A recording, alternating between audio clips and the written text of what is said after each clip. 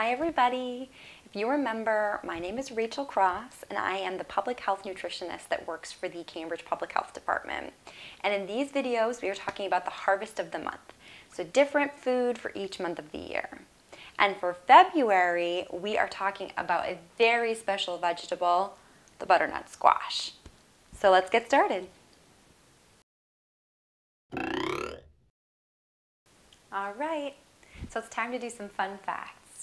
Did you know that according to Native American legend, squash and corn and beans are three sisters that are inseparable and can only grow and thrive together?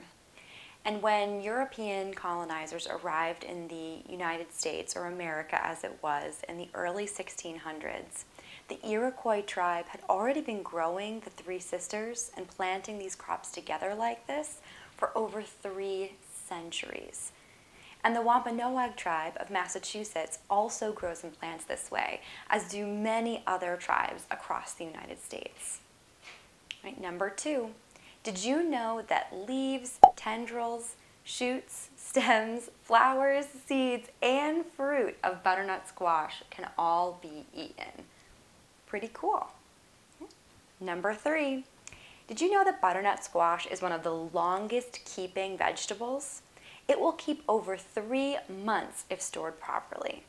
So you want to keep it in a cool, dark place. If you keep it in the refrigerator or at room temperature, you'll shorten the lifespan. All right, and our last, number 4, did you know that in Australia, they actually call butternut squash butternut pumpkins? Funny. Butternut squash seeds can be eaten, just like pumpkin seeds. When you scoop out the squash insides, be sure to separate the seeds so you can roast them rather than just throwing them away. You can do this with your fingers really easily.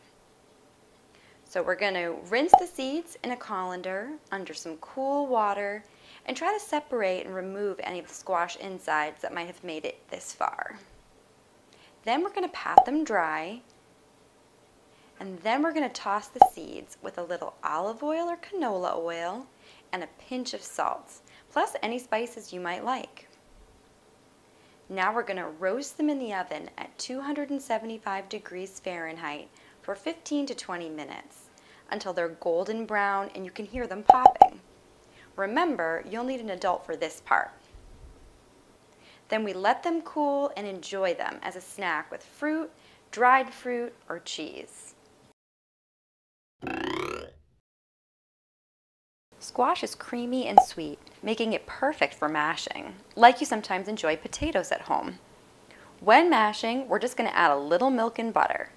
So we have our masher, and we have our butternut squash. So first, just going to mash a little bit, start to get things softened.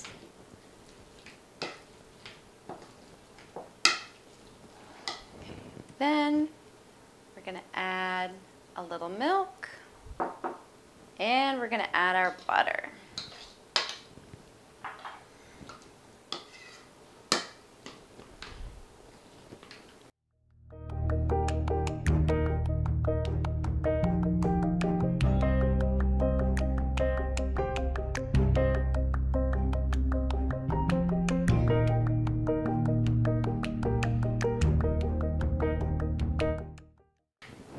And there you have it. You have some mashed squash to enjoy.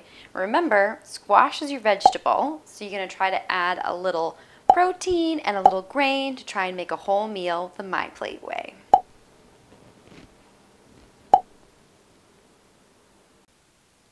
All right, well, that is all that we have time for today. So thank you so much from your friends at Cambridge in Motion and the Public Health Department for tuning in and listening a little bit about butternut squash this month.